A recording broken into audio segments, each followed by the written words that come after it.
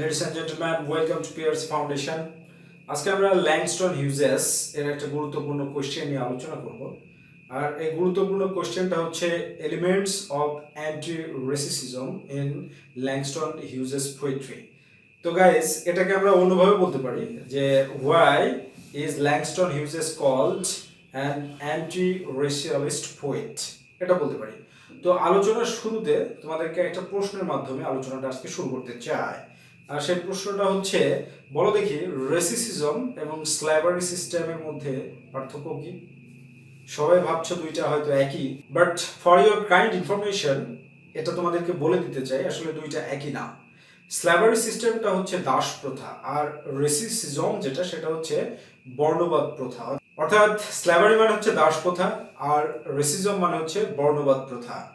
Racism একজন দাসও হতে পারে এই রেসিজমের শিকার, এবং একজন স্বাধীন ব্যক্তিও রেসিজমের শিকার হতে পারে, বাট স্ল্যাভারি সিস্টেমে কোনো ব্যক্তি স্বাধীন না। ল্যাংস্টন হিউজেসের কবিতাগুলোকে যদি তুমি ভালোভাবে বুঝতে চাও তাহলে তোমাকে স্পেশালি তিনটা বিষয়ের উপরে গুরুত্ব দিতে হবে। First of all guys, Harlem renaissance. What is Harlem? Harlem হচ্ছে ইউনাইটেড স্টেটস অফ আমেরিকার যে একটা বিখ্যাত শহর নিউ ইয়র্কের একটা জায়গার নাম হচ্ছে হার্লেম। এই হার্লেমটা স্পেশালি প্রসিদ্ধ হচ্ছে নিগ্রোদের আবাসস্থল হিসাবে।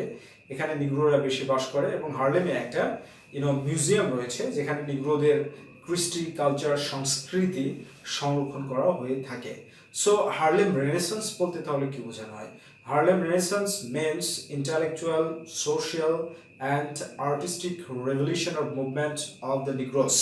নিগ্রোদের যে সামাজিক বুদ্ধিমত্তা এবং শিল্পের যে আন্দোলন, সেটাই হচ্ছে হার্লেম রেনেসান্স। আর হার্লেম রেনেসান্সের নতুন নাম দেওয়া হয়েছে 1925 সালে একটা নিউ এডিশনের মাধ্যমে, সেটা হচ্ছে নিউ নিগ্রো মুভমেন্ট।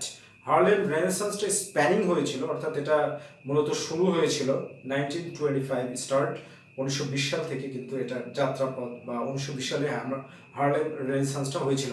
যাই গাইস, এখানে তাহলে হার্লেম রেনেসান্স বলতে এবার স্ল্যাভারি সিস্টেম ইউনাইটেড স্টেটস অফ আমেরিকাতে গাইস 1492 সাল থেকেই কিন্তু চালু হয়ে গিয়েছিল।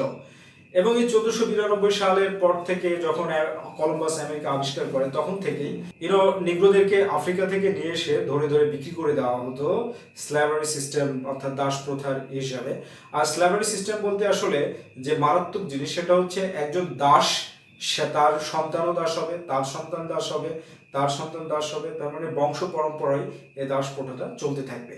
এবার যদি বলি হচ্ছে রেসিজমটা এই বর্ণবাদ প্রথাটা মূলত সর্বপ্রথম এই পৃথিবীতে বা এই পৃথিবীর ইতিহাসে শুরু হয়েছিল ইউনাইটেড স্টেটস অফ আমেরিকায় 1600 সালের শুরুতে। দ্যাট মিনস 1600 স্টার্টে এটা শুরু হয়েছিল। তার মানে হচ্ছে 1492 সাল থেকে দীর্ঘ অনেক বছর সংগ্রাম করার পরে অনেক নিগ্রো নিজের প্রচেষ্টায় স্বাধীনতা অর্জন করেছিল। আর যখন তারা স্বাধীনতা অর্জন করে স্বাধীন হতে থাকছিল, তখনই এই আমেরিকার সাদা মানুষেরা আর ব্রিটিশ কলোনিয়ালাইজেশন এই রেসিসিজম এর একটা রেসিসিজমের যে টার্ম, সে টার্মটাকে ঢুকিয়ে দেয়। অ্যাকচুয়ালি ব্রিটিশ রুলিং সিস্টেমের মূল বিষয়টা যেটা ছিল ডিভাইড অ্যান্ড রুল। তার মানে নিজের একই ভূখণ্ডের লোকদেরকে ভাগ করে দাও, মারামারি লাগিয়ে দাও, আর নিজের ক্ষমতাকে জাহির। ডিভাইড মানে ভাগ করা, আর রুল মানে শাসন করা। এবং ইন্ডিয়ান সাবকন্টিনেন্টেও এরা এটা করেছে। তাহলে এই তিনটা টার্ম যদি তুমি বুঝো, তাহলে তুমি ল্যাংস্টন হিউজেসকে খুব ভালোভাবে বুঝতে পারবে। এখানে গাইস আরেকটা বিষয় হচ্ছে, দুইটা পয়েন্ট আরো ক্লিয়ার করতে চাই। জ্যাজ অ্যান্ড ব্লুজ, JAZZ, এই জ্যাজ অ্যান্ড ব্লুজ, BLUES, এই দুইটা হচ্ছে নিগ্রো মিউজিক বা সঙ্গীত, যেখানে এই সঙ্গীতের মাধ্যমে নিগ্রোরা সেই সময় ইউনাইটেড স্টেটস অফ আমেরিকা এবং আফ্রিকাতে তাদের নিজেদের এই হতাশাটাকে তারা কি করেছিল, প্রকাশ করেছিল, ফ্রাস্ট্রেশন, সেটাকে প্রকাশ করেছিল। এখানে গাইজ একটা জিনিস দেখো, যে যেখানে যা লাগে তাই দিয়া ব্রিটিশরা কিন্তু সারা পৃথিবীকে শাসন করেছে। আমেরিকাতে স্ল্যাভারি সিস্টেম দ্বারা শাসন করেছে, এই ইন্ডিয়ান সাবকন্টিনেন্টে এসে ধর্মীয় কুন্দল দ্বারা ডিভাইড অ্যান্ড রুল করেছে, আফ্রিকাতে গিয়ে কিন্তু তারা রেসিজমের মাধ্যমে আফ্রিকাকে শাসন করেছে এবং এখনো শাসন করে যাচ্ছে। তো আমরা এখানে যে অ্যান্টি রেসিজম এর কি কি এলিমেন্ট পাই ল্যাংস্টন হিউজেসের কবিতার মধ্যে, সেই বিষয়টা নিয়ে কথা বলি। ল্যাংস্টন হিউজেসের লাইফ ডিউরেশন হচ্ছে 1902 to 1967, অর্থাৎ 1902 সাল থেকে 1967 সাল পর্যন্ত ল্যাংস্টন হিউজেস তার 17 বছর বয়সেই কিন্তু বিখ্যাত একটা কবিতা লিখেছিল। আর সেই কবিতাটা হচ্ছে the negro speak of rivers. এই কবিতাটা কিন্তু মাত্র 17 বছর বয়সে লিখেছিল। তো যাই হোক, এখন মূল আলোচনায় চলে যায়। এখানে আসলে এলিমেন্টসগুলো কি কি রয়েছে সেই বিষয়টা সম্পর্কে দেখো। ফার্স্ট যেটা অ্যান্টি রেসিজম এলিমেন্টস, সেটা হচ্ছে পয়েন্ট, সেটা হলো দ্য ইউনাইটেড আমেরিকান ড্রিম। এই বিষয়টা ল্যাংস্টন হিউজেসের কবিতার প্রধান উপযোগ্য বিষয়। ইউনাইটেড আমেরিকান ড্রিমস বলতে আসলে আমরা কি বুঝি? আমেরিকা এক হবে। যেমন মার্টিন লুথার কিং, সে কিন্তু তার স্বপ্ন প্রকাশ করেছে আই হ্যাভ এ ড্রিম এই লেকচারটার মাধ্যমে। তো আমেরিকার স্বপ্নটা কি হবে? ল্যাংস্টন হিউজেসের ভাষাতেও একই কথা, যে আমেরিকার স্বপ্নটা হবে প্রত্যেকটা মানুষ লিবার্টি, ইকুয়ালিটি, এই বিষয়গুলো নিয়ে বাঁচবে। যেমন তুমি যদি বলো যে the negro speaks of the rivers, এই কবিতাটা আসলে ল্যাংস্টন হিউজেস মাত্র 17 বছর বয়সে, দ্যাট মিনস 17 ইয়ার্সে তিনি লিখেছিল। এবং এটা তিনি মেক্সিকোতে যাচ্ছিলেন তার পিতার সাথে সাক্ষাৎ করতে, এবং মিসিসিপি রিভারের উপরে যে ব্রিজ, সেই ব্রিজ দিয়ে যখন ট্রেন পার হচ্ছিল 1919 সালে, তখন কিন্তু তিনি এই কবিতাটা লিখে ফেলেন। এবং এই কবিতায় তিনি rise of civilisation and a bad condition of the Negroes and ancientness of the Negroes এই কথাটাকে ডিক্লেয়ার করেছেন। এরপরে তুমি যদি পরবর্তী কবিতা, তার মানে এখানে ব্যাপারটা কি দাঁড়াচ্ছে? এই যে ancientness of the Negroes দ্বারা নিগ্রোদের ইকুয়ালিটির কথা বলা হচ্ছে, স্বাধীনতার কথা বলা হচ্ছে। বেসিক্যালি প্রত্যেকটা কবিতার মধ্যেই তিনি ইউনাইটেড আমেরিকান ড্রিমস এর কথা বলেছেন। আর এই ইউনাইটেড আমেরিকান ড্রিমস, এই যে এলিমেন্ট বা এই উপযোগ্য বিষয়, এটা কিন্তু ল্যাংস্টন হিউজেসকে একটা স্ট্রং অ্যান্টি রেসিস্ট হিসাবে প্রমাণ করে। যেমন তুমি দেখো এখানে ব্যাপারটা কি, দ্য ওয়ারিং ব্লুজ, এই কবিতাটা তুমি যদি পড়ো তাহলে কি দাঁড়াচ্ছে? এখানে হার্লেম রেনেসান্সের সাথে সম্পৃক্ত। এখানে যে বিষয়টা দাঁড়ায় সেটা হচ্ছে ব্লুজ মানে কি? ব্লুজ মানে হচ্ছে আফ্রিকানদের এক ধরনের গান। তো এই ওয়ারিং ব্লুজ, এই সঙ্গীতকে বোঝানো হচ্ছে ক্লান্তিকর সেই হতাশ ব্যঞ্জক সঙ্গীত। ইউনাইটেড স্টেটস অফ আমেরিকা তো একটা ধনী রাষ্ট্র, একটা এনরিচড কান্ট্রি। তো সেখানে কেন নিগ্রোরা ক্লান্তিতে আছে?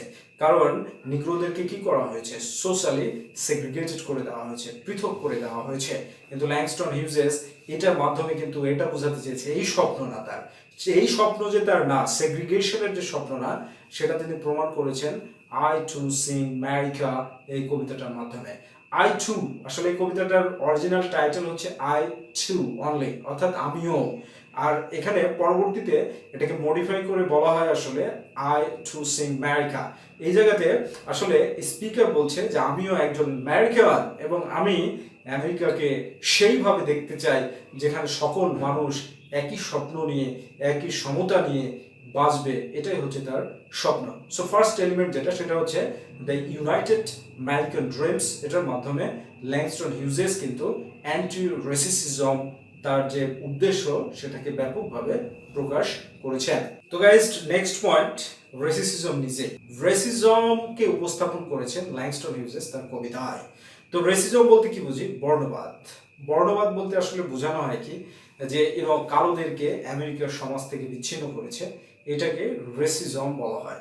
তো রেসিজমের জন্য সব কবিতাতেই ল্যাংস্টন হিউজেস কিন্তু রেসিজমের কথা বলেছেন। The negro speaks of rivers, এটাতেও রেসিজম রয়েছে। তারপরে তুমি যদি বলো দ্য ওয়ারি ব্লুজ, এটার মধ্যেও রেসিজম রয়েছে। তারপরে তুমি যদি আরেকটা কবিতায় যাও, সেই কবিতাটা হচ্ছে আই টু সিং আমেরিকা, এটার মধ্যেও রেসিজম রয়েছে। এই কবিতাটা সহজ এবং স্ট্রং রেফারেন্সের মাধ্যমে রেসিজম প্রমাণ করতে পারি। কিভাবে দেখো, আই টু সিং আমেরিকা এই কবিতাতে কিন্তু স্পিকার অফ দ্য পোয়েম কি বলছে, যে সে একটা বাড়িতে কাজ করে, আর সেই বাড়ির যে মালিক, সে মালিকের বাড়িতে যখন গেস্ট আসে তখন তাকে কিন্তু খেতে দেয় না, বা খেতে দেওয়া হয় না, বা খেতে দিলেও তাদের সাথে দেওয়া হয় না, তাকে কিচেনে বসে খাওয়ানো হয়। এই যে বর্ণবাদের যে একটা ভেদাভেদ, তো এই ভেদাভেদটা কিন্তু খুবই একটা দুঃখজনক, একটা কষ্টদায়ক ব্যাপার ল্যাংস্টন হিউজেসের জন্য, যার কারণে কিন্তু তিনি রেসিজম এর কথাটা এখানে উল্লেখ করছেন এই যে আই টু সিং আমেরিকা এই কবিতাটার মাধ্যমে। তো গাইস, নেক্সট পয়েন্ট হিসেবে আমরা এখানে যেটা পাই সেটা হচ্ছে ancientness of the Negroes. ancientness of the Negroes বলতে আসলে কি? নিগ্রোদের যে প্রাচীনতা, নিগ্রোরা যে শুরু থেকেই তারা মানুষ, তারা যে সম্মানের সাথে বাস করেছে বা সম্মানের সাথে জীবনযাপন আরো করতে চায়, সেই বিষয়টাকে কিন্তু তিনি ফুটিয়ে তুলেছেন।